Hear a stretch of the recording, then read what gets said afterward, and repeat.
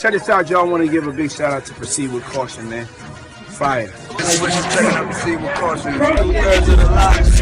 Check out Proceed with Caution. Y'all name down here. Make sure y'all check out Proceed with Caution. Salute the Proceed with Caution. Send me $E. You better remember to proceed with caution. What's up? It's your boy Bobby Smurder, man. We now proceeding with caution. We now watching Proceed with Caution. Oh. What's up, motherfucker? This is your African King of Comedy, Michael Black. Right now, getting jig with Proceed with Caution. Hey, what's poppin'? It's your girl Cardi B. I gotta check that. Proceed with Caution. Yeah, this your boy Uncle Murder. Proceed with Caution, you heard? Make sure you check out the Proceed with Caution project. Yeah, we reppin' hardcore Proceed with Caution. I'm Jerry O'Connell, and you are checking out Proceed with Caution. This is your girl Sophia Body, and I want you to look out for Proceed with Caution. I'm Junior Ambrose, and make sure you check out Proceed with Caution. Proceed with caution, man. Let's support that. Please proceed with caution. Y'all better motherfucking proceed with caution. I'm checking out Proceed with Caution right now, man. Proceed with caution. You already know what it is.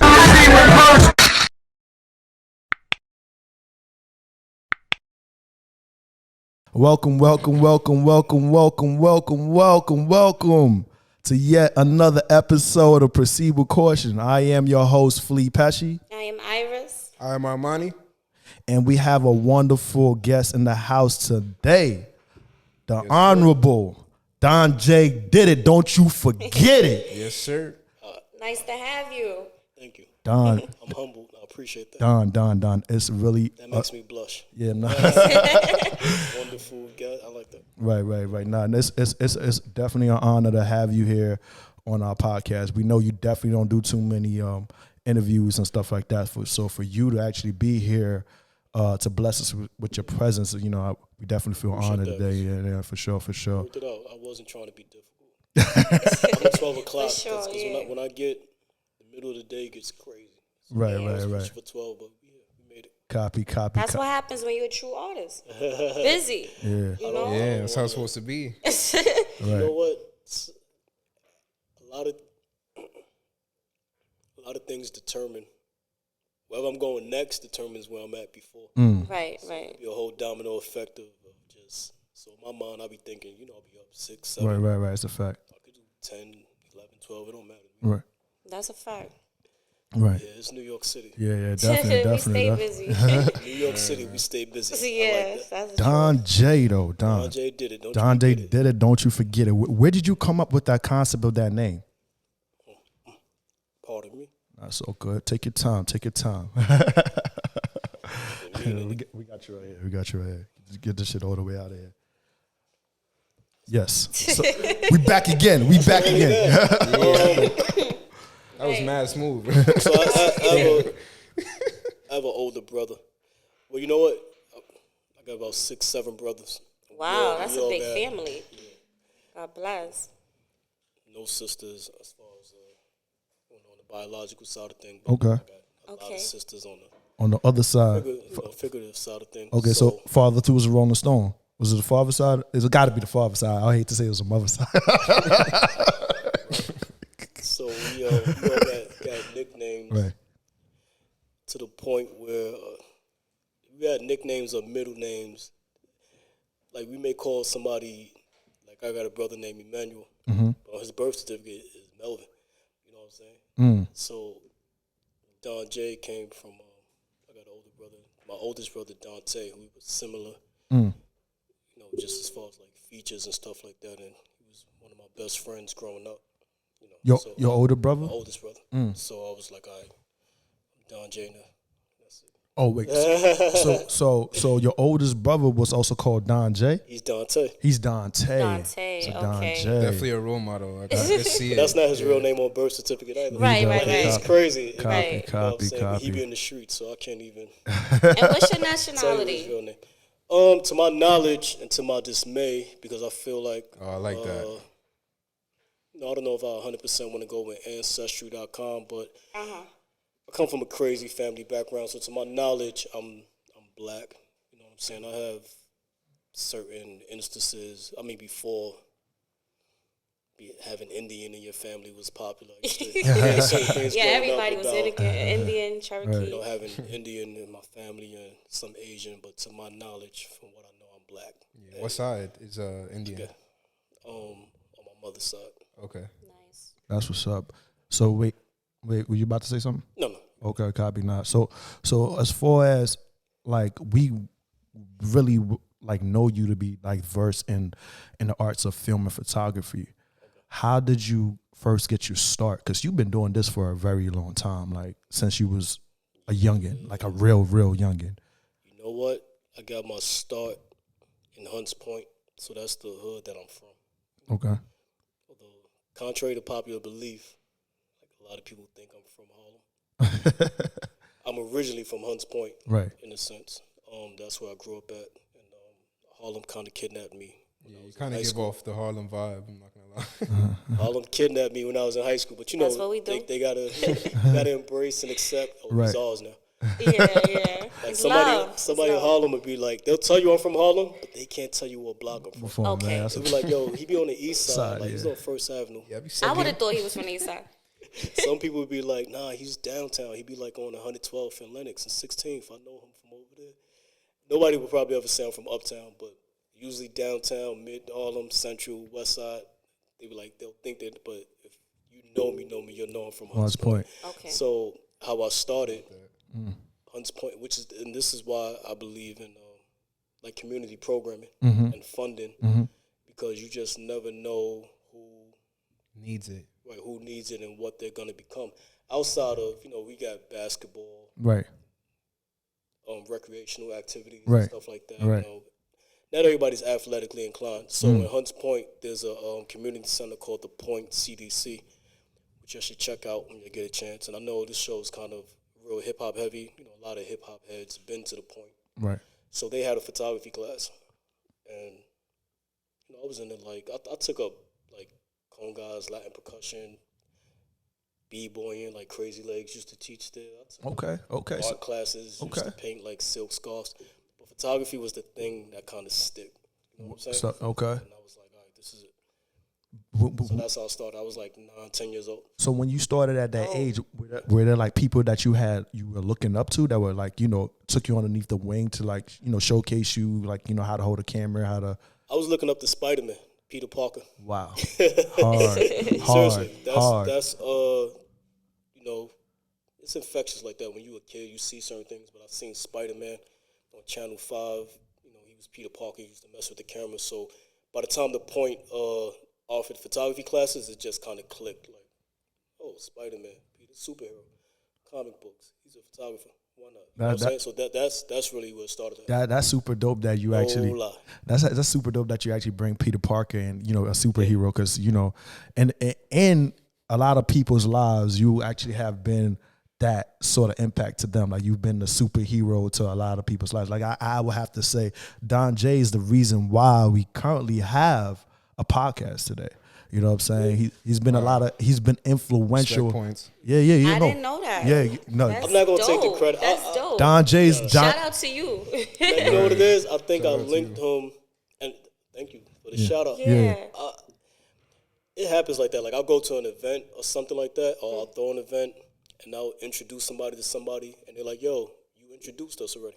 Like 10 years ago. We've been doing this ever since then. So sometimes it's a domino effect like that. So he's saying that because I introduced you to Kai, right? Kai, yeah. He put us together on the whole random tip. Like, it was, he just called me one day, yo, I'm with D. From Rough Riders, yo, we in the building, we having a meeting, you should pull up. I'm like, pull up. So I'm like, Donjai calling me, fuck it. You know what I'm saying? Donjai calling me. I'm like, he said, pull up. Like, you know what I'm saying? Pulled up. I didn't even know what the meeting was about. Right. I get in the meeting as D, they're discussing some things. I'm just catching up to everything. Then I hear podcasts. I'm like, shit, nigga. I've been trying to do a podcast since God knows how long. You know what I mean? So I'm like, you know what I'm saying, for not finally connected with Kai and everything like that. And, it took a while for us to be able to put this situation together. And now we finally here. And Donjai, I just want to, salute you and let you know, like, yo, I really appreciate you for everything that you do. I appreciate You know what I'm saying? This, because I've been watching your career since you actually started. Like, you know what I'm saying? And for us to actually build a relationship and seeing you, you know, from a close perspective point of view, and how just not with just me, but other people within your life. You know what I'm saying? Putting people together, connecting the dots for them and helping them advancing their situations, whatever it might be, living situations, career situations. You know what I'm saying? We want to make sure that we're able to give you your flowers and salute you for that. You know what I'm saying? Appreciate that. Yeah. I don't look for credit. I didn't even. I know you don't. I never thought about the reason you're here in a sense, was because of me until you mentioned it. Oh, that's and crazy. It happens like that. Like crazy. I'll connect somebody with something, and I might never think about it until they mention it. That's crazy. And that's another thing we need to talk about, because keeping notes like this, and I did this for him, I did that for him, I did that for him. Which is a good thing. Which is a good thing. That's a great thing. That's cool. That's a great thing. I'm happy you found the space. Yeah, because you rich at heart. You understand what I'm saying? And a lot of times, you know, you show homage, and showing homage will get you so far, especially in the game that you in. Right. But I definitely appreciate you, because we need more of you out here. Yeah, like we definitely need more of you out in the black community. You don't have me all smiles. no, real talk. Blushing, y'all.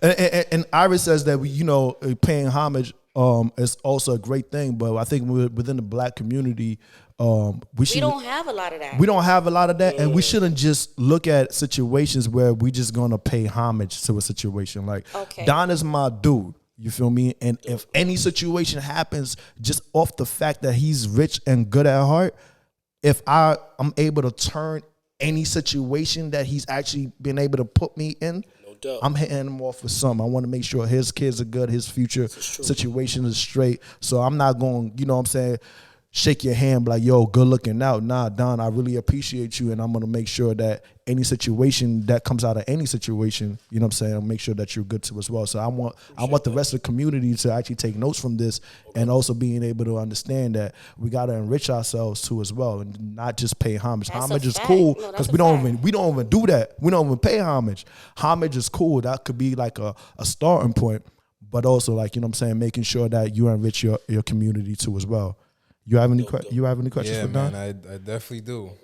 So I'm a photographer myself, and you know, me and my team, we kind of just started. Okay. And I really need to pick someone's brain right now with experience. Let's do it. What I'm saying? So in the whole manual world, I'm still, you know, struggling with the ISO and the grain issue, like when you bring up the brightness, stuff like that.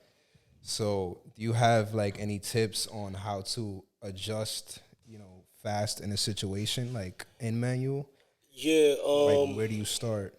It all depends on your environment. So I tell people all the time, you know, once you deal with, like, once your camera's on a certain setting and you're in a certain environment, you know, the panicking is over. You don't have to really worry once you get your setting right, unless you switch your environment.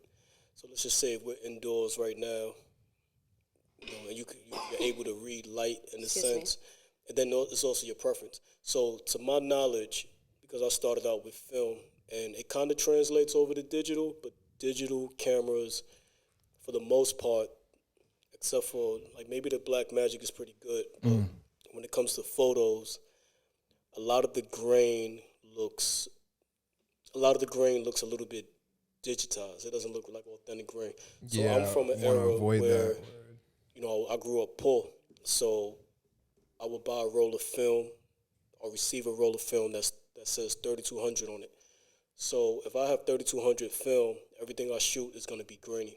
But the reason why I would get 3200 film as opposed to 400, which is good for daytime, is because 3200, I could finesse it to shoot in the daytime. And I could finesse it to shoot at night. I couldn't afford a flash, and I couldn't afford to buy more than one roll or get more than one roll from the community center at certain times. So being innovative, I said I need 3200 film, and then I just kind of like developed a style where everything was grainy.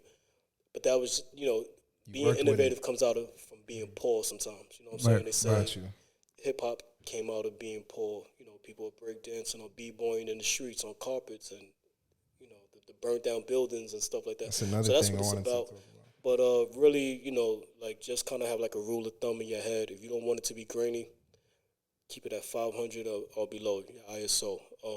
Work with a camera with a good f-stop so you can allow more light to come in. 1.0, 2.0. And then after that, you know, It's just your shutter speed. So once you kind of know how to freak those three things in mind, Mm. and you got a formula, you super good. Dope. That's for the photographers. Right. Definitely for the photography. Take notes. So as far as film and photography goes, how has that impacted your life per se? Damn. You know what? Everything, and you know, I give credit to the Point Community Center, and you know, the International Center of Photography, because they collaborated with the program that I started out. But in hindsight, you don't know where you're gonna be in life. You don't know what you're gonna be. You don't know.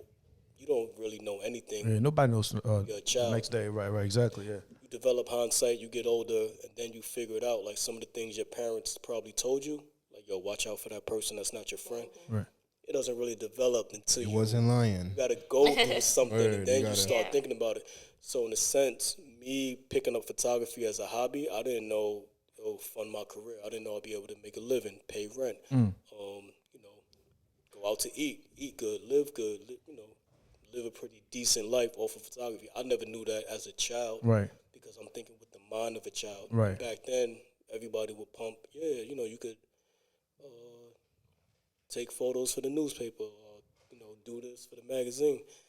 By the time things were clicking and I was getting old enough to kind of get these opportunities presented to me, Right. you know, newspaper and magazine was obsolete, Right.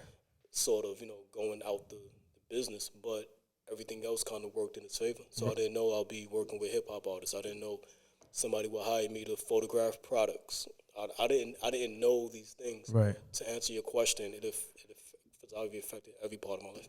Every part of your life. Yeah. That's pretty fire. Sorry, boo. What's the major artists that you dealt with? On the hip hop side of things. Yeah, on the hip hop. So many recently, and this was a blessing. I got a call from Revolt.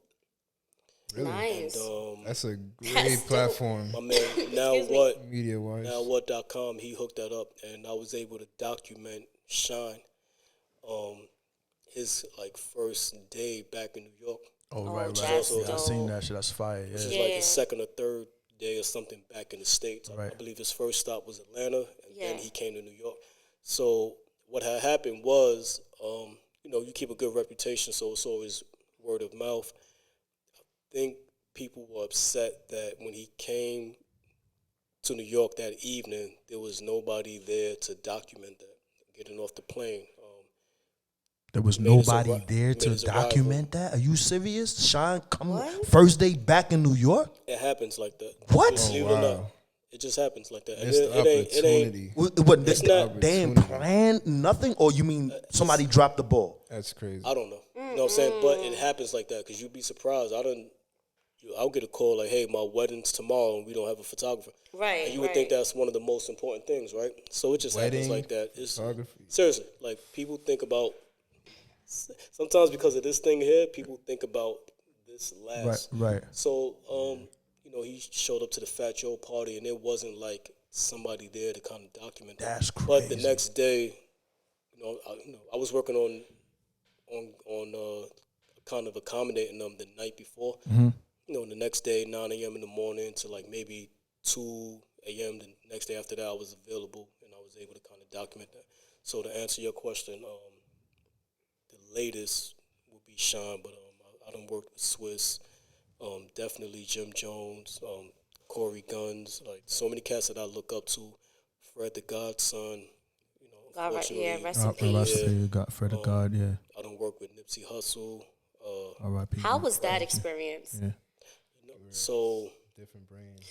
Nipsey, I felt like he was like a reincarnation of Tupac. Yeah. Like he was motivational. He was a motivational speaker without knowing, if that makes sense. Yeah. So and a lot of people was next to him, but a lot of people don't. They can't sit down and say like, oh, okay, I was actually with him. Oh, you know, I spoke to him and stuff like that. So how was that experience? That was shout outs to my brother Tier, good friend of mine, OG, mentor. You know, he's out in Atlanta, and he's just an entrepreneur. He does a lot of things. So he was working with Nipsey's DJ VIP. Yeah. So he calls me one day like, So he calls me a couple of times. So long story short, like I worked with them, and this is before like Victory Lap and things like that. But I worked with him up until Victory Lap, like at the Palladium. So he calls me and he's like, "Yo, you want to go to Colorado?"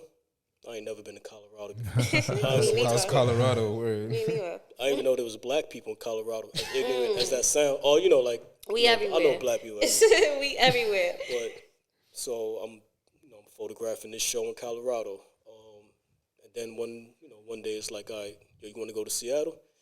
So then I'm at Seattle. You know what I'm saying? And Seattle had like so many like black people, and I guess Nipsey he brought them out, like the Ethiopians and the Eritreans, and then it's like, so I kind of built that relationship through Tier in a sense. But then, I'm like a fly on the wall for real. Oh wow! So Nipsey's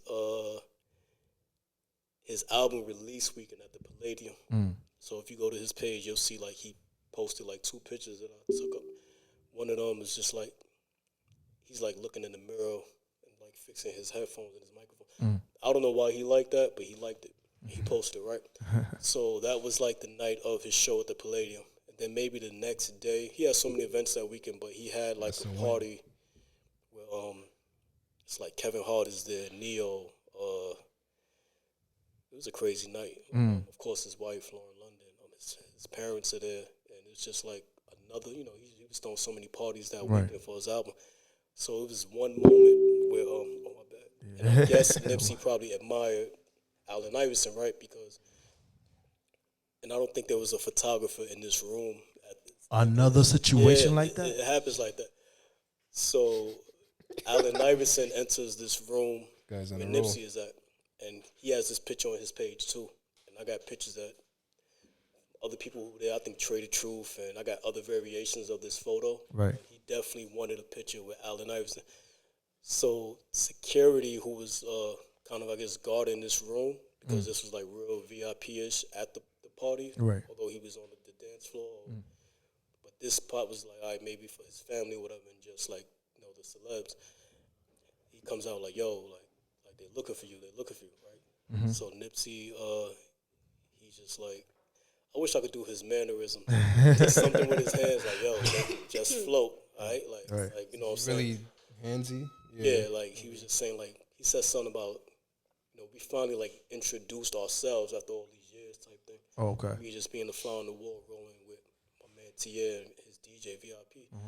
So he's just like, yo, just float. But, like, capture these everything. He really wanted that picture with Allen Iverson. Fire. So if you go on his page, the picture with him in AI, it's just... It's honorary by the one and only DonjaiDidIt. Don't you fucking forget it. That's a win right there. That's fire. It happens like that. It's a crazy. small story. Right there. Right. But it's places, is being in the right places, right situation, being a good person. Right. Because being a good person is going to put you indoors regardless. Right. Because if it, just like you said, it wasn't nobody there. Yeah, like it That's was. crazy. Sometimes people, because there's pictures from that night, so I'm trying to explain it. But this room, they didn't really want probably no photographers in there.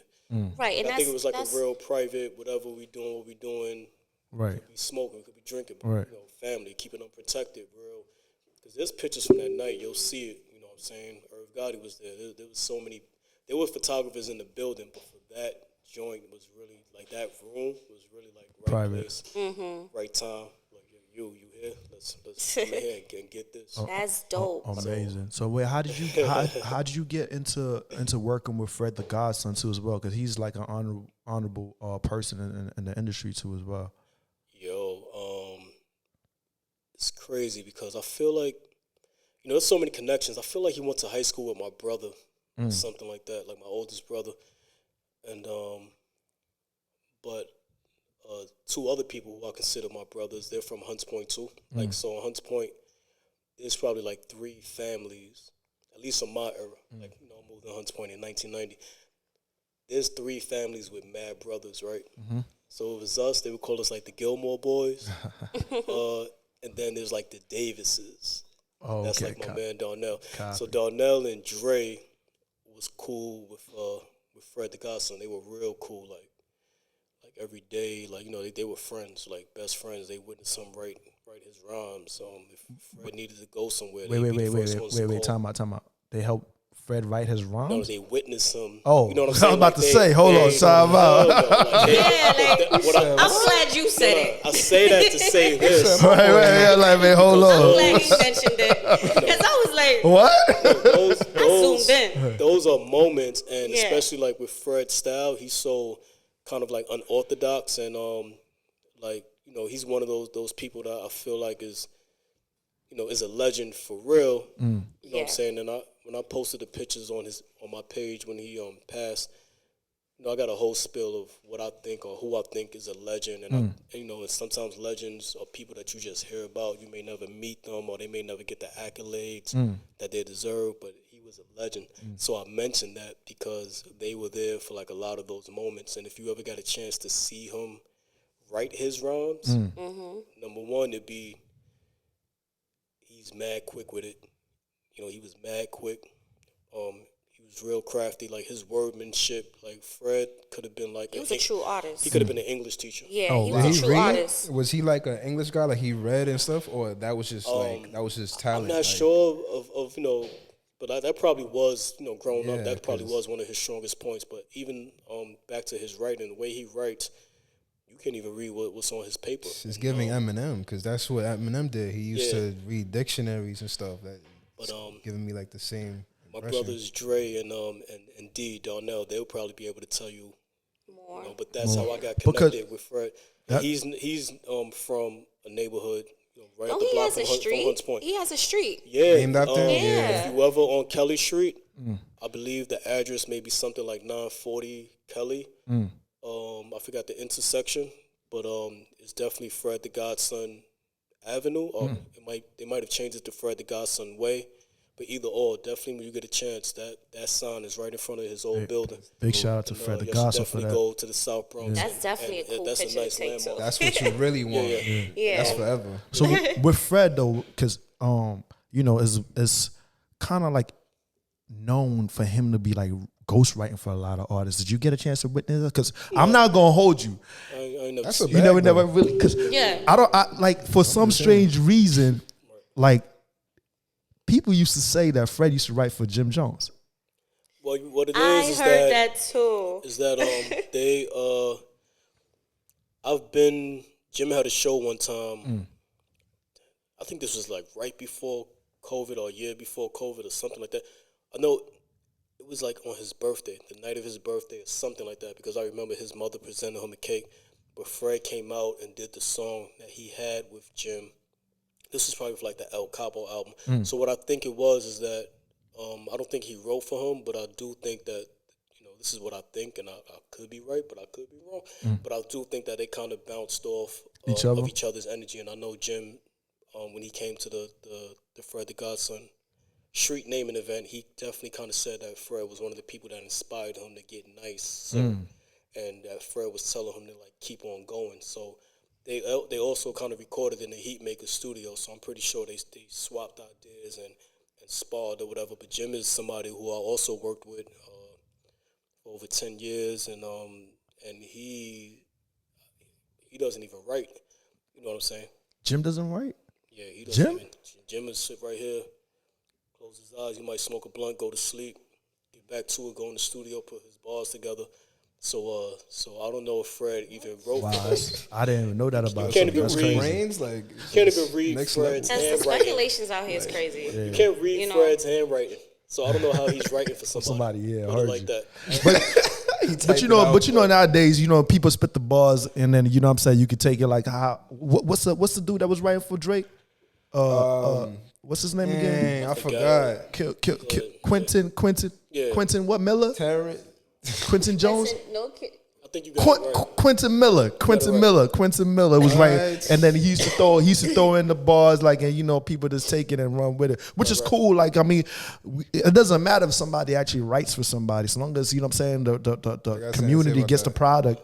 If the community gets the product and can enjoy the content, you know what I'm saying? Like, we need to also stop that within the culture. It's dope if you're an artist and you write and you do everything yourself. But if we could play ball and, you know, still get each other to the top, ain't nothing wrong with that. So we not trying to shit on no capo or nobody like that. But I say this though, real quick, go ahead. Right? I feel like there's a talent in performing, period. I feel like not everyone is a great performer. I think writers are needed. Right, of course. Think about of it. course. There's writers that are team effort. introverts. Right. They don't want to do it. Yeah. And then my thing Nothing wrong with is that. you know, when people are talking about rapping, like rap comes from a place where you're kind of like sparring, right? Like, yeah, we battled. That's how we got our name up. We were in a cipher together. So many people that run around the same ring like today or wound up becoming successful or who kind of graduated from each other's like class, which is why you'll hear stories about Jay-Z and Busta and Biggie going to high school together. Right. Or DMX and Jay-Z in the pool hall, that infamous battle. Right. So rap comes from where you got to kind of battle. That's where it comes from. But if you're somebody who's making mainstream songs and you're perfecting, or hip-hop rather, and then you're perfecting and crossing over to like top 40 records and mainstream and you're making songs for real, I don't think there's anything wrong with having somebody develop that craftsmanship. I mean, people love Michael Jackson, but he didn't write, you know, all of his songs. He's not like a one-man band. Right. People love his voice, you know what I'm saying? But you got to remember Tito and Jermaine, you know, in the group, somebody's playing the bass, right? Somebody's doing the background vocals, so people kind of forget that. You know what I'm saying? Like you identify Drew Hill with Cisco because he's like the lead, but you know Nokio's in there doing something. Right. Jazz has an incredible voice, right? And that's kind of like the gumbo that you get to kind of make that presentation, right? That song. So right. I don't knock ghostwriters. We can't definitely. I don't have a ghost photographer. I'll tell you that. Imagine that, right? But you know what? In the photo game, like especially like on higher levels, like if, you know, usually these magazines, like if they'll hire you or something like that, you'll come in and your job is literally to like maybe just hit the button, right? You're gonna have a tech there. You're gonna have somebody else working on lighting. Right. Me, and another advice I'll give to you is that you better learn how to do all yourself. But when you come to a certain stature and somebody hires you, when you get like a photographer, you get there, it's just like I took the picture, but that's why you'll look at like Ebony magazine and they'll be like the stylist, the makeup artist, the hair, the lighting. You have no idea, tech, bro. you know, the person that airbrushes. Airbrushing is huge nowadays. So all of those people kind of make it, and then you'll get this magazine cover. And for the photographer, it's like, yeah, I got this magazine cover. For the makeup artist, it's like, yeah, I got my this makeup is featured on this magazine cover. Right. The person that did the styling, right. I styled blase for this magazine cover. Right. So it's just all teamwork. Yeah, teamwork definitely make the dream work, man. That's definitely true. So we can definitely not knock that. But we just touched on Jim Jones and everything. I believe the fact that a lot of people kind of like, you know, take you underneath from you being from Harlem is the fact that you've done a lot of work with the Dipset community too as well. Walk us through that. Like, how did you get involved? How did you get connected with Jim? How you get connected with the set? Like, how did that whole facilitate in your endeavors? Man, Jet Lag Ash. Now Ash grew up with Jim. You know, they're from. I grew up around you know, East Harlem in 1199, and they were childhood friends. So it's funny because, you know, Ash is another OG, somebody who I consider a brother that kind of brought me in. So a lot of people who are connected to certain people, they'll bring me in. But I say it's funny that when you're growing up, at least for me, like I never knew I'd be working with DMX, Jim Jones, and these are people, you know, who we listen to. Right. But it's like, hey, who's gonna hire a 16-year-old photographer when he got a curfew? Can he go to this concert? Can he do it? I wasn't grinding like that. Right. And then I feel like that's in a high good school, problem. Right. In high school, I feel like I was, you know, like I knew I was nice, but I didn't know what I was doing. Like until like it's like, all right, now reality set in. You're about to be 19. What's happening next? Like you got to pick this back up. But so now it's like now that these artists are on a different kind of road in their life. Oh, this is my 10th year in, my 20th year in, and then now I'm of age. That's how I kind of started connecting with. Granted, I started like 9, 10 years old, but I wasn't, you know. Right. So it sounds like more like a blessing. Sense, yeah. The opportunity presented. Right. Itself. Grace from God. So we gotta give God his shout out. You know what I'm saying? All praises due to God. All praises due, baby. You know what I'm saying? So definitely that. Yep. But we've spoken about a lot of these big entertainers. But how I first discovered you was through the homie Lighter's video. So I know you work. I remember that. Yeah. I know you work with a lot of like upcoming artists and stuff like that. So what separates these young artists or upcoming artists? So good. Take your time. It's contagious. I'm telling you. What separates? Like, what separates this young upcoming artists and the majors? Like, as far as you working with them and seeing what it is that they present to the table. There's nothing that really separates the artists from the majors except for strategy and work ethic. So, shout outs to Lighter because he's somebody who he believed in me. I believe in him. Like, he just had a clothing line, Right. Oh, yo, let me buy that jacket. Like, this is somebody that flew me to Africa. Right. And said, yo, let's shoot all these videos. That's crazy. Stay in Ghana for 3 weeks. That's and crazy. This was 2011. Yeah. So I'm glad that you mentioned that. Right. But to me, like, the artists who aren't A-listers in a sense, or who aren't on, whatever that may mean.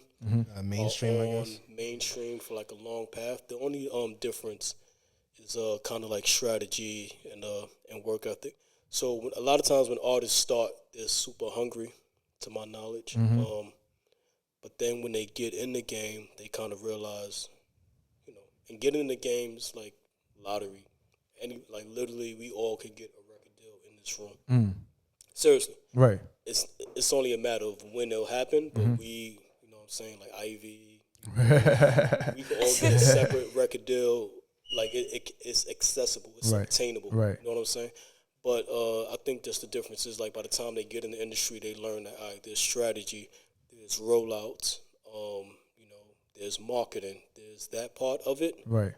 And then there's your part of it to really just put in the work. Copy. Do the music. As an artist, all you got to do is really make the music. Right. Seriously. Right. I mean, if you're working for the major, you know what I'm saying? So if you sign to a major, all you really got to do is focus on the music, and you really have a team to put everything and have all the rollout together. But if you're independent, it's a whole different strategy to come with that. And you work with a lot of other independent artists. Right. Like, on what other independent artists have you worked with? If you don't mind us asking. So many, but like, who are your top Lighter, favorite? Yeah. Like, he's definitely up there because he's different. He's versatile. Then he does the Afrobeat thing really too. You know what I'm saying? Like Afrobeats is huge, but this is something that's kind of, before people caught wind of it, like it's really been going on for years, maybe at least 15 years or whatever. At least in the States, all being influential. You know what I'm saying? Like Ron Brow's super producer, he's one of the first people who kind of grabbed me up as well. Okay. And if you ever listen to his record that he has with Busta Rhymes, I forgot the name of the song. It could be I forgot what it is, but when you hear it, it's like boom, boom. Is it the one with? Is it the one? Yeah, but it's not the one with Busta and Puff jumped on the remix, right? I'm not sure about the remix. Oh, okay. Busta is on it. So it's that. I mean, it's not A-Rap Money. Right. Oh, it's not A-Rap Money. The records yeah, right. Yeah. Busta on that. That should record, be in the bathroom. It's like, I can't even lie, mommy got it. Okay. Stacks in her pocket. Okay. You hear that beat? Yeah. That beat is very kind of like Afrobeat. Boom, You gotta put me on. I love the Afrobeat world. Right. Listen to that joint, but that song isn't under the Afrobeat category. But I just had to say this: Lighter is definitely one of the top independent artists. Anybody else? I worked with so many. You under. I know. I just want to try to give them their shout out. I'm trying to give them. You know what I'm saying? This is your time. It's your time. Maybe you gotta help him out. My youngest brother, Spitfire. He's dope. He's been rhyming for years, and he is like a child prodigy.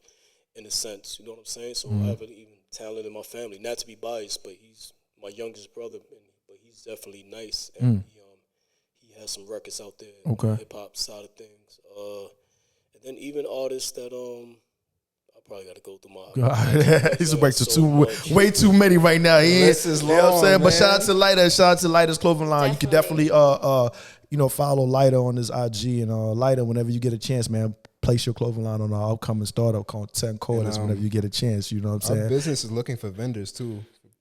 Brands, nice. clothing brands. So if you want to, can talk about that. Talk about that. Yeah, for sure. So it was definitely a pleasure. You come and show us some love. wait, we're not done yet. We got something. You about to end the podcast? I'm not ending it. I'm just saying. I'm not gonna lie. There's so many topics we could touch on. Yeah, man, we're not done yet. So Quasi, aka Dead Buddy, he does Afro beats. He's a singer. He's like the Usher back home in Ghana. In Ghana too. You know what I'm saying? But Quasi, Dead Buddy, he's one of them. Okay. The list goes on.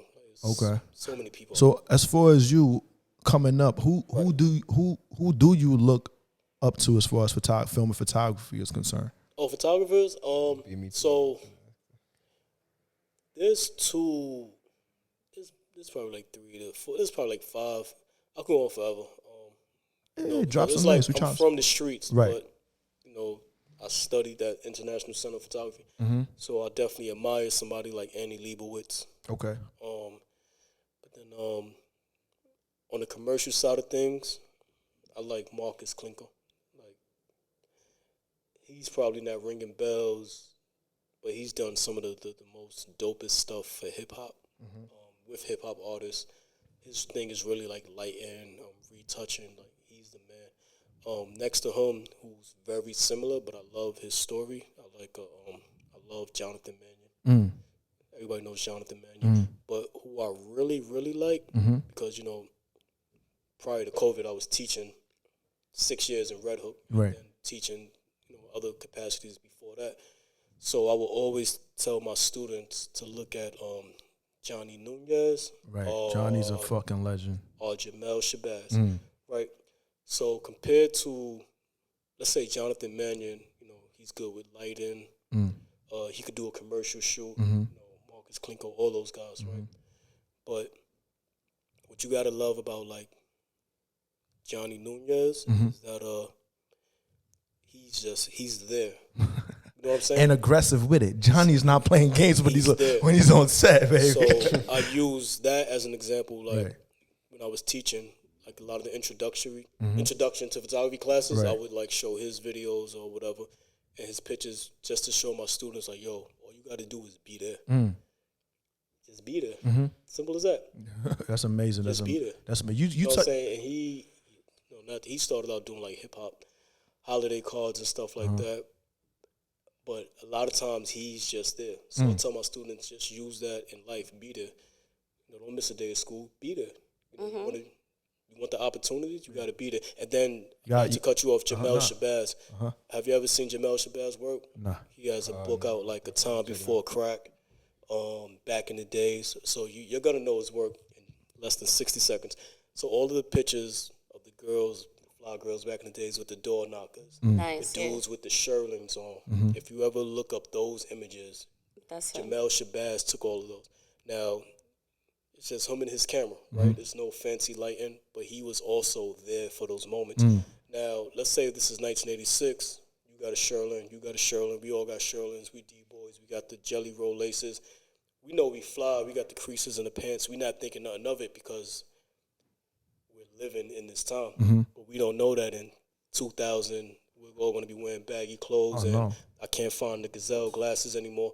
Jamel Shabazz captured all of that. That's so gangster. Not only was those images dope at the time, but they also grew doper over time because we can't duplicate that style. Right. No matter how much I'm going down to Delancey Street or to Dan Hughes Leathers and trying to get a Sherling or let me get the Gazelle glasses, whatever. I'm a dope jelly. It's not that time. Right. It could look like it, but the retro kids.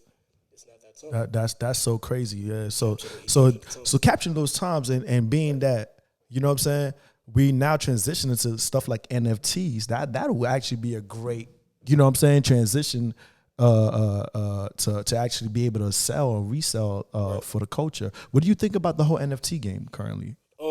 NFT game is cool, but I also think that it's getting a little saturated. It's getting out of hand. NFT this, NFT everything. But there's people who, whatever, you can have a digital NFT of this cup or something like that. If somebody likes something, right, somebody would get it. Right. So it's that aspect, but I do think people are whoring it out. I tell photographers all the time, if you have a good brand, if you have a good brand camera or something that's popular, you can always sell it. You can sell your camera, like go on OfferUp. You get whatever you put, all this equipment here. Yeah. If we don't want it tomorrow, we can sell it. It may not sell tomorrow, but I'll give you at least 90 days. Somebody's gonna buy all of this. Right. You know what I'm saying? So that's like a tip for you as well. Like so. That's what I think about the NFT. Right. But you had also touched about something about during the pandemic too earlier. What was that like as a film and photography person to go through? Because I do know that you started moving to different type of hustles, like moving CMOS and shit like that. Like, how did you come up with that concept during the pandemic? Right. So it's weird. I think God just kind of talks to you in different ways. I was gonna say that, especially with the pandemic, that CMOS, we needed that. I actually bought some for you guys. We gonna get touching on the CMOS, baby. We need that. The pandemic ain't over, baby. It's a purple joint too. Is this the purple joint you got? I never really got into the CMOS thing. Could you what is it specifically for? Health wise. Everything basically.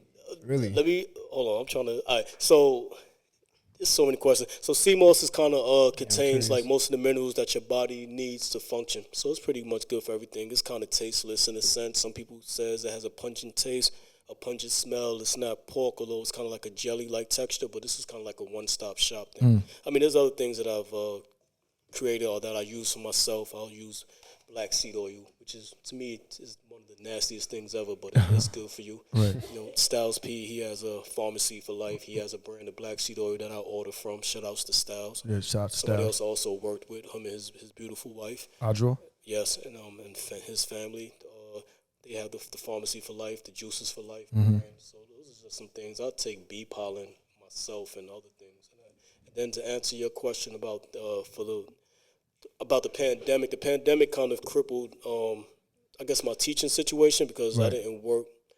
I mean, now they're asking people to get, vaccinated. I didn't work for the Board of Ed, so I helped create something from the point, like at the point, long story short, like when I was younger and I started at the point, we took some of those people and created a digital kind of version of what we were doing in Brooklyn, in Red Hook. So we created Red Hook Labs. And we would kind of take the kids from Red Hook. We'll teach in like 2 schools and a community center. Then we built our own studio. And then at the studio, like for the people who were really interested at the schools, we invited them over and then kind of helped to kind of get their careers polished and started. Okay. And some of our students, we done worked for, they done did things for Uniqlo, Converse, Calvin Klein did a partnership with us. Oh, really? That's so fire. many of the big dogs in the industry. Right. And I was happy to do that, but the pandemic definitely crippled Red Hook Labs. It's not there anymore. I'm not teaching anymore, at least not at Red Hook. I do plan on getting back into teaching, maybe in the Bronx or Harlem, but that's how the pandemic happened. And then the CMOS thing, because the pandemic, people were like buying toilet paper. Right. I couldn't find CMOS. And I'm on Facebook, and people are like, yo, you can make this yourself, right? So I started doing my due diligence and my research, and I provided, I just started making my own CMOS and getting it from St. Lucia, and then I just, evolved into the purple and just stuck with the purple CMOS. But it gets deep. Right, it gets right. deep. But I also think, long story short, one of the first people I ever purchased CMOS from, he was a good kid. He was at a shop, like Jal look over one of the shops, like on 135th and 8th, and I think he wound up getting killed. Damn. And over what? I don't know. Like it was in the newspaper, like something happened. You know what I'm saying? He was a good kid too. But during this time, that shop on 135th was kind of closed, and I'm like, yo, what's up with this shop? What's up with this kid? And then I see like this article. Or I think maybe somebody put something on Instagram, and then I read the article, and I'm like, damn, like if it wasn't for him, I probably wouldn't have been selling CMOS. And the way he ran into me, right? So his shop is on 135th and 8th. What was that, 7th? I think 7th. Around the corner is a small Jamaican spot. I forgot the name of it, but it has a yellow on it, and they be rocking That's it. 8th Avenue. That's 8th? So I'm in that spot, and they they had like a sea moss drink in there, and I'm like, this isn't like sea moss. Like this is like a soda version. Like this isn't. He comes in the spot and is like, yo, I got you. So he goes around the corner and opens up the shop. This is probably 8, 9, 10 at night. It's mad dark outside, and he gives me like a tub. I think he charged me like $20, like a tub, like maybe a little bit smaller than that pill right there. And he filled it up with sea moss, and I was like, yo. So I think me selling might be like, I don't know, a message through God, through him or something like that. Right. Crazy how you run into people. Right. Yeah. Right. Definitely. So, That's crazy. But you speaking about the quarantine too. It's kind of crazy because you and Jim actually ended up doing quarantine studios. What was that experience like, and what do you think needs to be done in order to help elevate that platform? Give me 2 seconds, my fault. Go ahead. I know you take care of business. I know you take care of business. I know. I love And we running out of time, so I don't really know. I use it for facial. You got 10 minutes. Everything. No. We can still go. We got a whole lot of questions, baby. We'll do some more. I'll try to keep it quick. Right. So Quarantine Studios I didn't start it with Jim per se. Like I'm not the creator. No, you're not, definitely not. But shout outs to Jim and shout outs to his manager Pone. They're really they're workaholics and they're getting everything that they deserve when it comes to the accolades, only because they work super hard. So Quarantine Studios, that concept was Jim built that concept because these are the things that they're doing during quarantine. You need to record music, so that's something that they just started. But they platform, they also represent me and DJs and other artists alike of different spectrums. So that's dope. Wait, but what actually, because you did a session on Quarantine Studios, correct? What do you mean by session? Like they had you do like a quarantine live studio where you could talk about, because I remember seeing a flyer like that on your Instagram. No, so their flyers are for the people that's on their roster. On their roster. Like they represent me. Gotcha. I'm represented by them. Gotcha. So like I just mentioned, like whatever DJs, they'll have a flyer with DJ Envy. Okay. So these are people that they have access to during quarantine. You need somebody to do videos. Donjai did. Okay. Donjai did it. Gotcha. He'll do it. You need somebody that does DJ. We could book Envy for you. We could book Fat Joe. So that's what that is. All right. So in a way, the pandemic was a help for you, in a sense. Like it helped you in a sense. It gave you opportunities still. Yeah. So and the biggest opportunity was like really to connect with people on the photography side of things. During the beginning of the pandemic, it was real cold, real quiet, but getting with people, the CMOS really definitely helped me connect with people.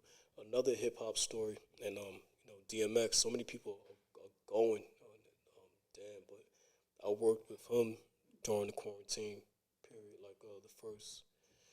He's out in Nashville, just recording, Nashville, Tennessee. So a lot of the images that I may have on my page now are from DMX, or like when he was in Nashville. So we were trying to get out. Me and shout outs to D from Rough Riders, another one of my OGs. Right. He set that up, and he was just like, "Yo, let's go mess with X in Nashville." And I'm like, "Nashville, I ain't never been there. I don't know what to expect." But during the quarantine, we kind of got to spend a lot of time with X. I mean, he spent time with him, half of his life. But for me, it was just like, yo, it's a whole different experience that you had. Yeah, that was playing pool together, going to these clubs or whatever. You know what I'm saying? So to answer your question, the quarantine time kind of helped me connect with people. Yeah, as ironic as that sounds. Right. That's crazy, man. R.I.P. to DMX, man. Shout out to him. He definitely made a lot of impact on everybody's life, especially within the culture. I had wanted to ask you, because you just brought up D from Rough Riders. I know that you guys are currently working on a project together, right? Block Talk. To walk us through that. So Block Talk is all right. So D from Rough Riders is crazy. It's you never know who he's a couple, maybe 20 years or so my senior, right? Okay.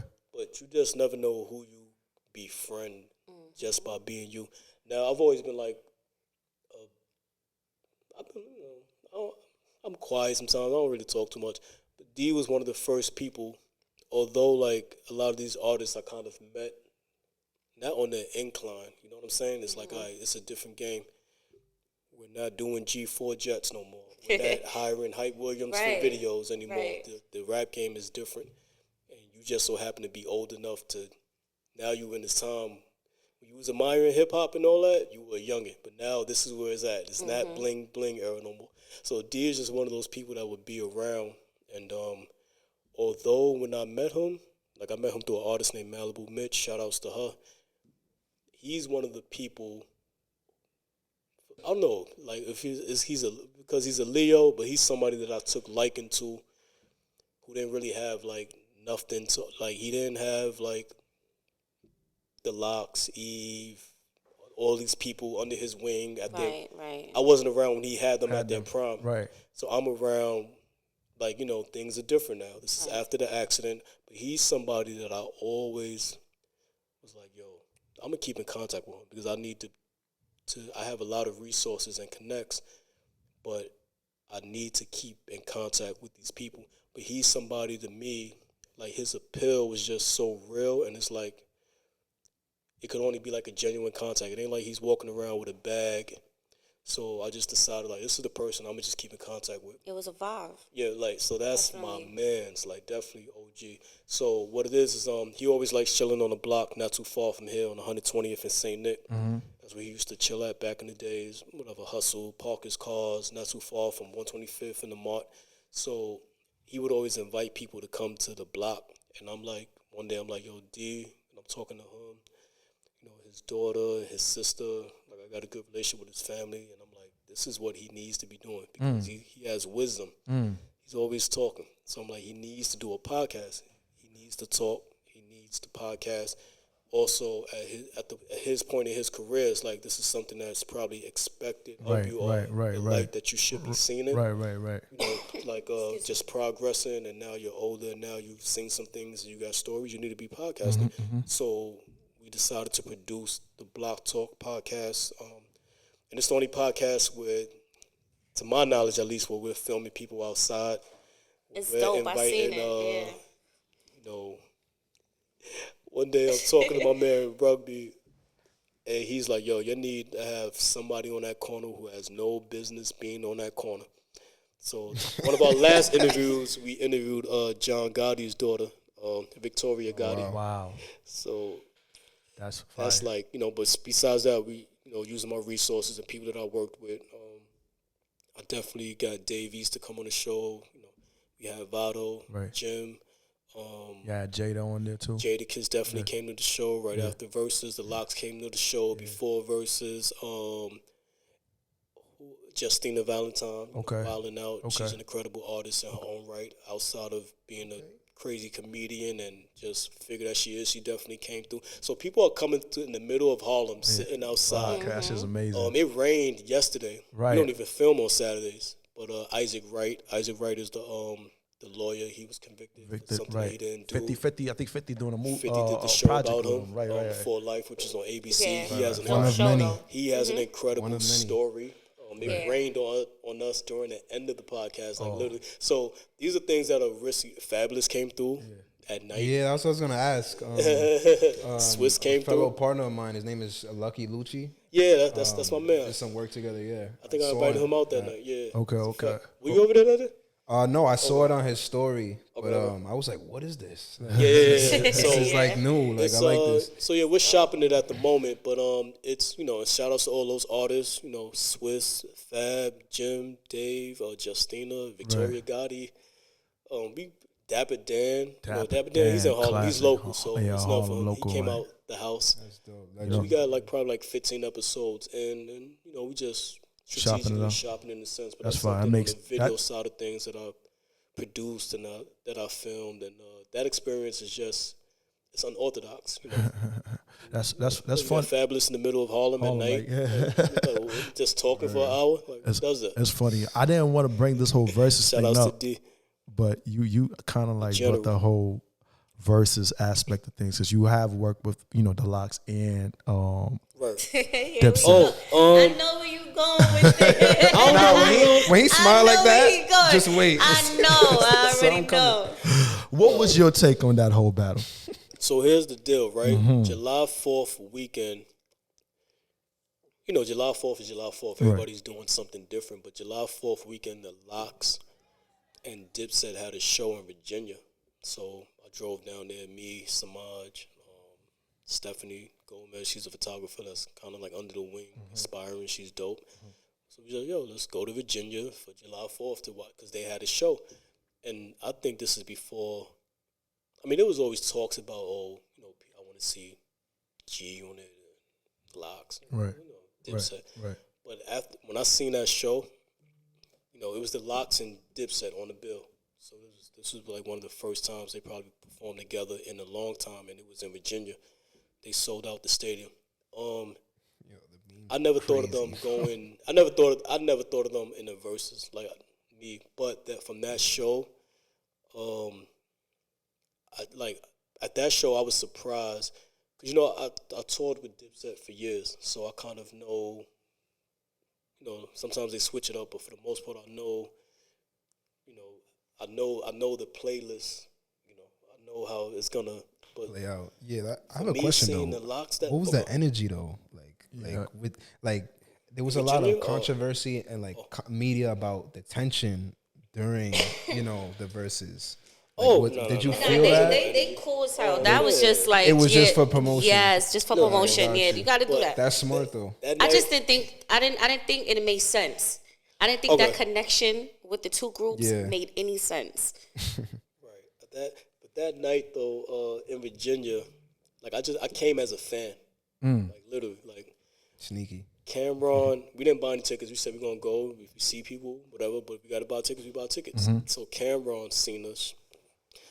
You know, he kept his word. He sent I think he sent British back to give us some tickets. So we here. We didn't know how he's got it. Now we in. And we gonna stay. Then I run into Styles. I run into Adjoa, and she's like, yo, like who you here? Who you shooting with? Like, and then I'm like, I came as a fan, like literally.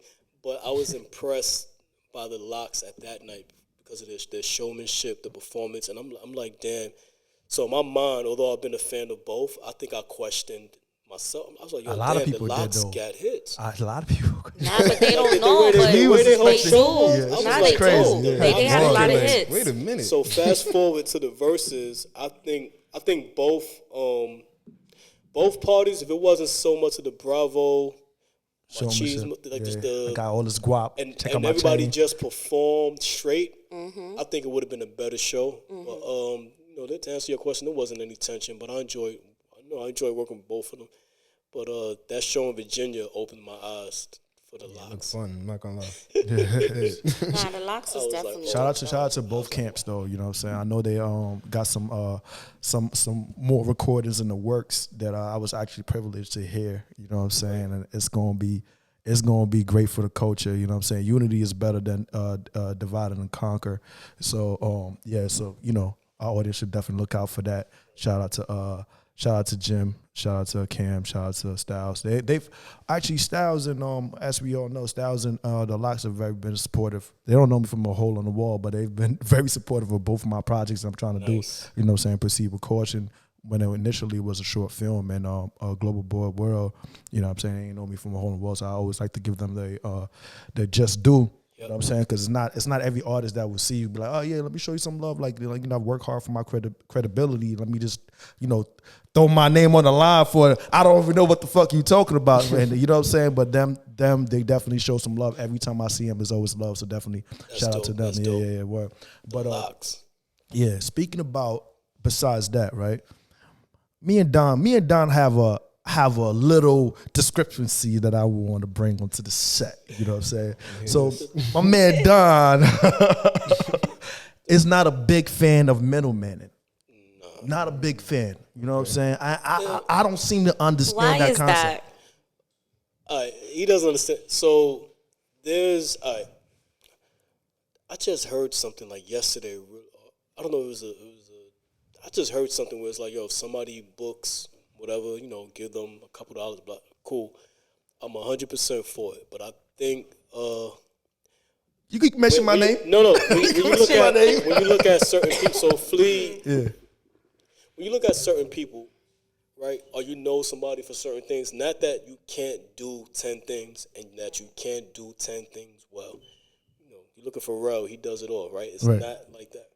But when you know people, or if I see Flea, if I know him for certain things, I would like Flea to kind of excel in those things. Now, Flea has the Global Board World website, right? That's like his initial whatever. That's his baby. Right. Check it out. Right. Check it out. And that's like an alternative. Like, I don't know who runs Craigslist, but I know you. Right. So I know if I'm looking for some camera equipment, I'm going to go to Global Board. Right. And I know that's the thing that you're always trying to get, like, more. So you get more accolades for this quicker because people are going to be on YouTube and Instagram more than them. You know what I'm saying? So it just happens. But if that's like your passion for real, I think that's what you should really be working on. You shouldn't be hustling, trying to make a couple of dollars off of some sneakers. I'm not buying. You'll come to me one day like, oh yeah, I got connects to Yeezys. I'm not buying Yeezy off you. You don't make it. You know what I'm saying? Then one day you'll be like, yo, I got beard oil or essential oil. That's a little, like, bro, that's kind of cool. I can get like that. If it's your own brand, yeah. But sometimes, like, if you know, whatever is your thing, make that your thing. Your thing, right? But if you don't do other things too well, or it don't look, I think you should just focus on. Right. And I'm not just saying that towards you, but I look at everybody kind of like that. Right. Now, on the flip side of things, if somebody tells me, like, I hire people all the time for photography, last minute stuff, video, like all type of stuff. Like, if you ever see me on Instagram, looking for an actor, who can get me this jacket? Like I'll hire you. It's nothing. Like, pay somebody for what they do or what their worth is or whatever they negotiate if you can afford to do it at the time. If not, I'll ask for help. Can somebody do this? But so if somebody's like, yo, I'm a photographer, right? And I look at your work, all right. Or even if I haven't seen your work, for instance, I'm going to believe you. Right. Like, yo, all right, he's a photographer. Until you show me otherwise. If somebody says, oh, this person does not know what he's doing, all right, maybe he's an aspiring photographer. But I don't discredit anybody until I see something to discredit them for. So if somebody tells me they rap, then I'm going to introduce him. That's my man. He rap. You know what I'm saying? I probably couldn't even listen to the record he like. But if you tell me you rap, I'll believe in people from the jump. Right. All right, now if you a whack rapper, you still a rapper. Whack. He rap, but he's whack. But he's still a rapper though. So I didn't lie to you. So my name is. Never said he was nice. Never said he was nice. You know what I'm saying? So my name, attached to people is golden. Yeah, real quick though. That's another thing. Like me and her were talking earlier about the value of criticism and the fact that you don't have to say, yo, you not gonna be a rapper.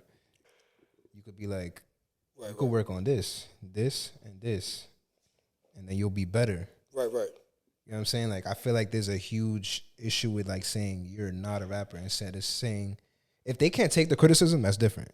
Right, you know what I'm saying? Okay. But that's But let's bring it back to the topic though, because I'm not gonna let this one off real easy. Because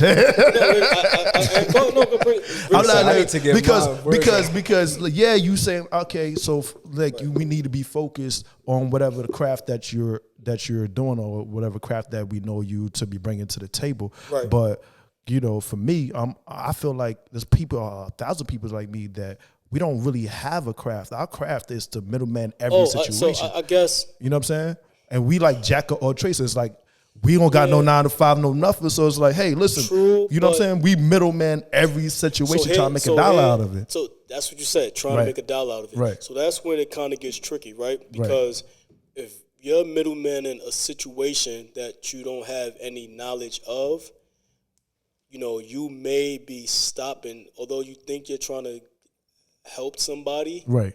You may be stopping them from getting a dollar at all if you don't have any knowledge of it. So, for instance, right?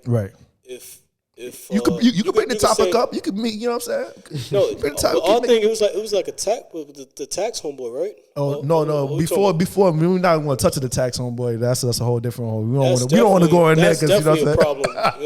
I'm not somebody who looks to to be right or wrong or I'm right. I don't care.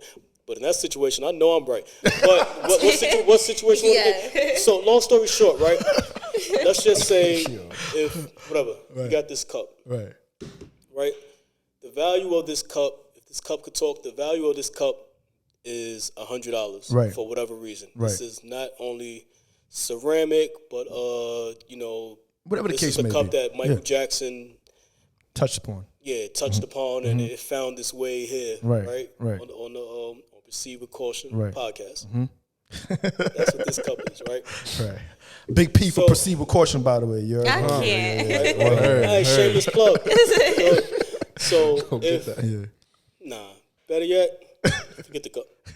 Oh shit! Seymour's baby, let's go. See, Let's go.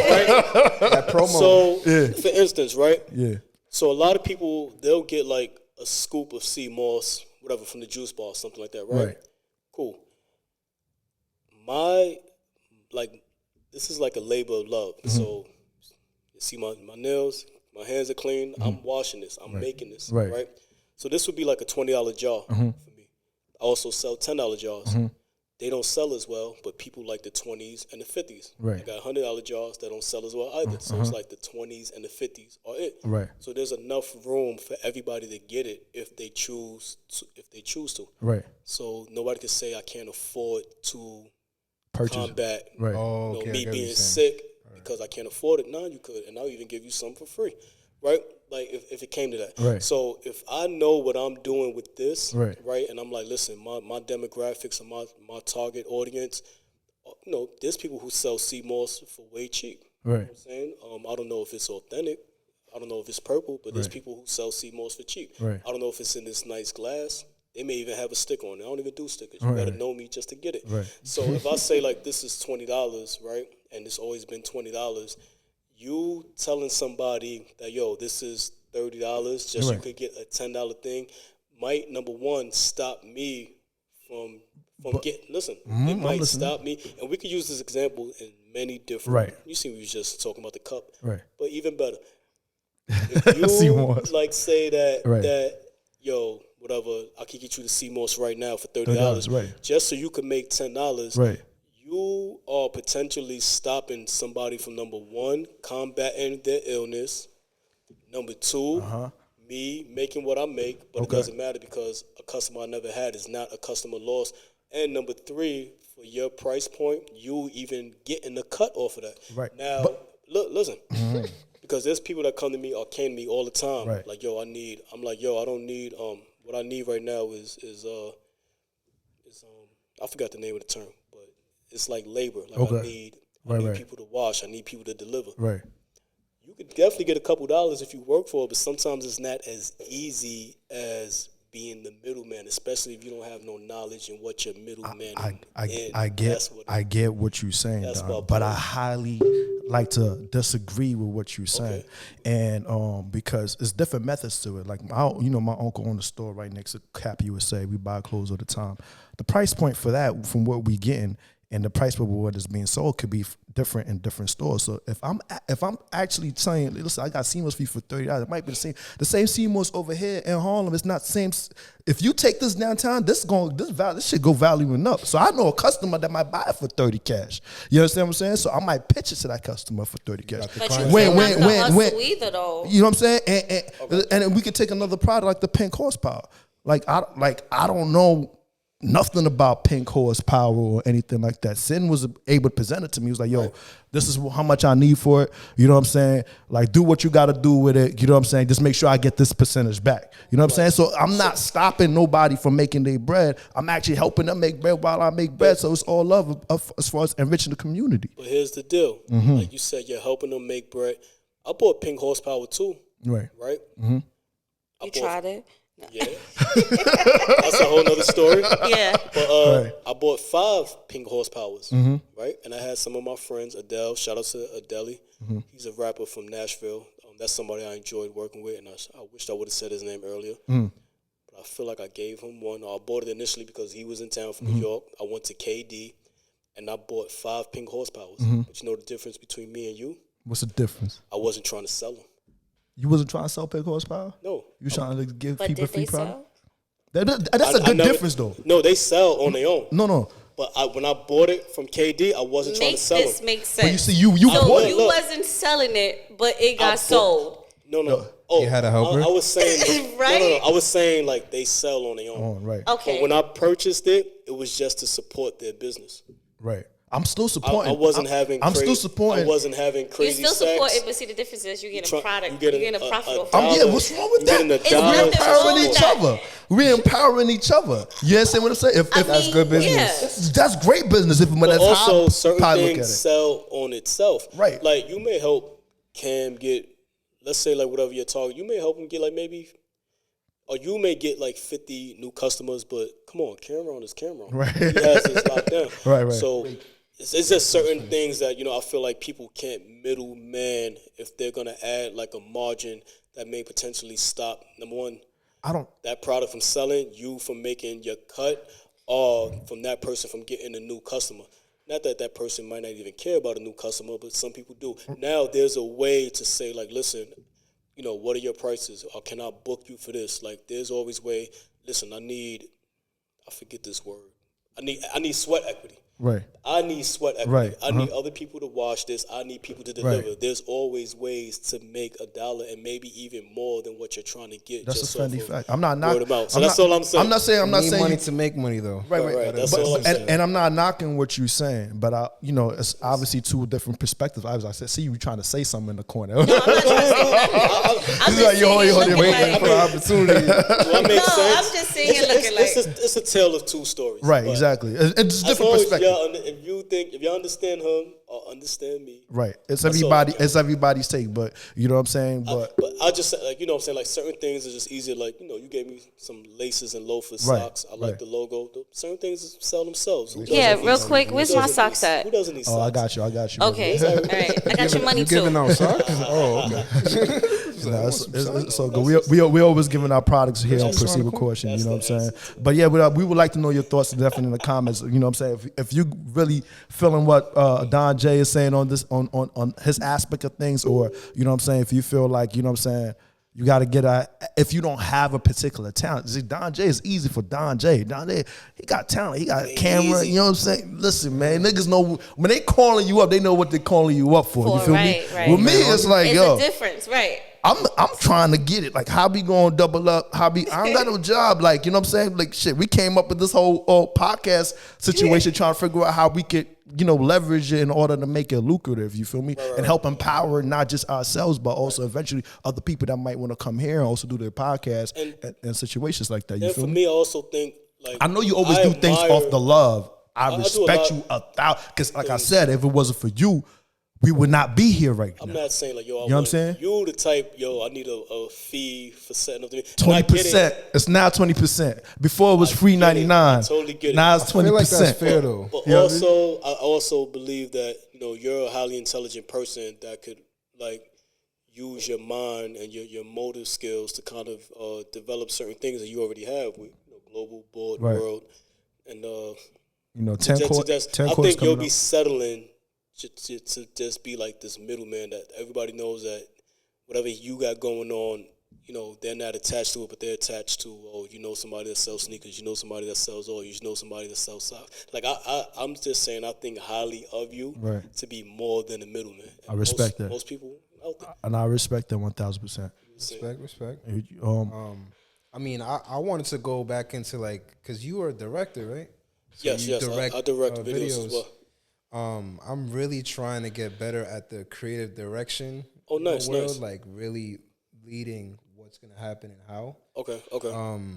What's like your mental strategy with that? Like, how do you get the creative thing going? A lot of times, a lot of times I have ideas that may be too big for people to process. Like, all right, now this is too complicated. That too. How do you? This may cost too much money. This may cost too much time. Let's settle for this. So a lot of things that I may put out, in a sense, is like, all right, this is, I don't put out everything I shoot because I don't believe everything is for the internet. Like, I haven't seen my shine photos yet. I haven't seen. Yeah, that's one thing I noticed about you too. Like, I got, you know what I'm saying? There's a time and place for that. Right. But I feel like, you said to kind of bring like the creativeness. What is it like? For example, like writer's block. Like, right. What keeps you from that in a situation where you got to come up with an idea right now? Living in New York, like you see so many Because a lot of content when it comes to photography and videos is definitely like location. You see so many, like in New York, you're subjectable to probably like 10,000 advertisements a day. You see so many neighborhoods in the midst of going, whether you're going to school, going to see your lady, going to your house, going to the gym. You're probably in so many different places in New York. So I'm inspired by the landscape of New York. That just keeps me, because as soon as somebody wants to do something, they're thinking of location. I type in the word location in my search bar for my text messages, you'll probably see like 500 location people. So I'm inspired by locations. That's fire. That just keeps me fresh. Like, locations. We can do this here. I see this for this location. Background. So what's in the future for Donjai? Like, where do you intend to take your career to, and build up to, like, let's say like the next 10, 20 years, or even when you're dead and gone? 10, 20, I don't know about that, but like I could tell you in the next year. I like that. Like, for real, like, people think I dress pretty good. Right. I'm definitely getting into fashion. Right. That's sure. That's actually that, dope that you actually bring that, because you actually are very highly supportive of like a lot of different independent brands too as well. Right. Yeah, and yeah. I'm mad. It was, the funny thing is, I stepped out the house today, right? Right. And it was mad chilly. I got on like some name brand stuff now. Right. But I do have a brand. The shirt I'm wearing under this, I should have been wearing. Take that off, baby. Let the world see. Let's see what you working with, Donjai. Promo? Donjai definitely did it. Don't you fucking forget it, baby. Let's go. What shirt is that? Let's see what Don got on. I like supporting. I already know, like, a lot of. Even when you gave me, the socks. Yeah. Even what's your homie's brand with the purple joint with the flowers? The sauce. Okay. He came through. We shot. Not even just that. We, with Maj had the supportive with the Maj sneakers. Maj had the sneakers. He had the Future So Richer brand, which you was supportive of. You had the joint homie with the purple hoodie with the flowers with the. You know what I'm saying? You don't remember? I gotta see it. He was we shot the commercial with Maj. He was at the crib with us. Okay. You remember what we're talking about? Purple. Was it Sean? Tall dude. Oh, that's Herm. Yeah, Rich Trevor Herm. Exactly. Yeah. So you're super supportive of that brand. That's one of the brands that I actually like picked up from you. You know what I'm saying? Supportive of we got the bakery. You know what I'm saying? Yes, the bakery up the block. Yeah, bakery up the block. I purchased stuff from them. I ain't even wear it yet, so you just reminded me I got to get it. But like, this is an independent brand by S Wit. Okay. Now known as Sauce Wit. Okay. Good friend of mine, super duper DJ, but an enthusiast when it comes to cooking. So you take the word sauce and then think about clothing. So she kind of combined that. The back of the shirt is this. That's dope. This is cool. But the back of the shirt. See the back of the shirt, man. Spin around. It's like that underlying thing. No, wait. Yeah, turn on full body, man. It's full body. Camera capture. We good. All right, we'll make sure we all good. All right. We say so. What would you like to see? Cash about only plus EBT.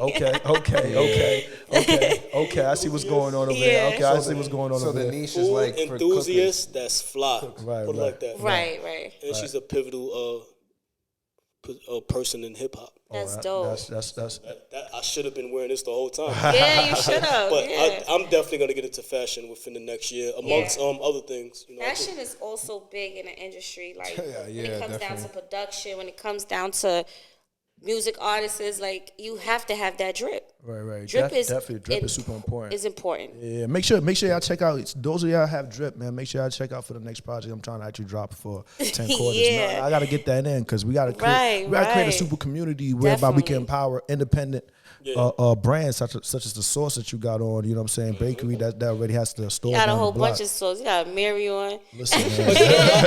I'm about to take off the hat and the glasses.